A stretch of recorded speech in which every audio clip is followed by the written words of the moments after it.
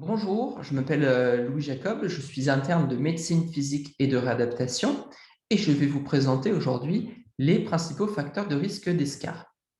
Les connaissances abordées aujourd'hui sont disponibles dans le 15e chapitre de la 7e édition du Collège de médecine physique et de réadaptation, chapitre qui correspond à l'item 120.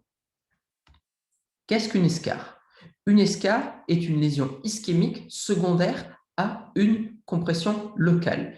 Une escar, en fait, apparaît lorsque les tissus cutanés et sous-cutanés sont comprimés entre deux plans durs, à savoir l'os d'une part et d'autre part le lit ou encore le fauteuil. La pression associée à la compression locale est supérieure à celle de la perfusion capillaire et cela entraîne donc l'ischémie des tissus cutanés et sous-cutanés. Une escar peut survenir à partir de 3 ou 4 heures d'appui. Quelles sont les principales localisations des escars? En décubitus dorsal, le talon, le sacrum et l'occiput chez l'enfant. En décubitus latéral, le trochanter, et en position assise ou demi-assise, le sacrum et l'ischion. Les facteurs de risque extrinsèques d'escar sont multiples, la durée et l'intensité de la pression locale, les forces de friction avec agression cutanée directe à contre-indiquer lors des soins, les forces de cisaillement qui sont essentiellement retrouvées en position assise ou demi-assise, la macération en association à de la sudation ou une incontinence urinaire et ou fécale, et enfin la présence d'éléments traumatisants comme les plis de la sangle du lèvre malade ou une contention.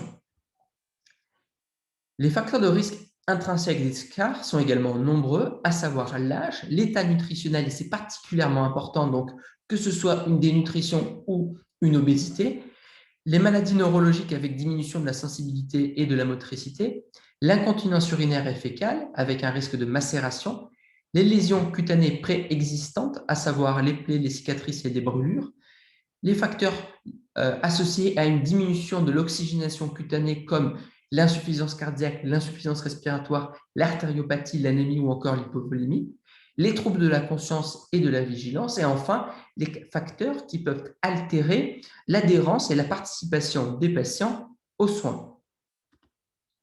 Il existe également d'autres facteurs de risque, comme par exemple certains traitements corticoïdes ou les médicaments cytotoxiques. Certaines comorbidités également, comme le diabète ou la consommation de tabac, et enfin, surtout, l'installation non optimale des patients au fauteuil ou au lit. Ci-dessous, un patient installé au fauteuil qui présente un risque de développer un escar majeur au niveau sacré, notamment par cisaillement.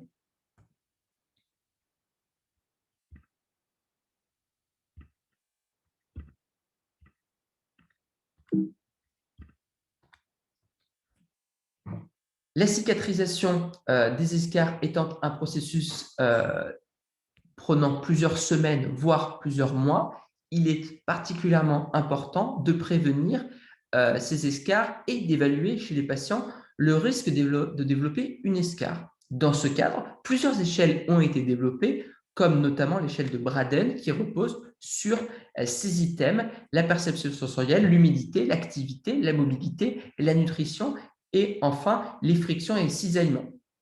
Le score va jusqu'à 23 et plus le score est bas, 15 ou moins, plus le sujet a de risque de développer une escar. Comme je vous le disais précédemment, il est important de prévenir le risque de développer une escar et les mesures préventives incluent l'identification des facteurs de risque, la mise en place du support le plus adapté chez le patient alité, et nous allons revenir sur ce point dans la prochaine diapositive, l'examen régulier des zones à risque, l'évitement des appuis prolongés, la mise au fauteuil, la verticalisation et la reprise de la marche dès que possible, la prévention des frottements, une hygiène cutanée régulière et enfin un équilibre nutritionnel et hydrique adéquat. Comme je vous le disais, il est important d'adapter le support, c'est-à-dire le lit sur lequel va être installé le patient. Pour résumer, il existe différents types de matelas et de lits différents et on va proposer un matelas à un patient en fonction de son risque de développer une escarre. Notamment, on va proposer plutôt des surmatelas statiques chez les patients qui présentent un risque relativement faible de développer des escarres et chez ceux qui sont alités moins de 12 heures par jour au lit.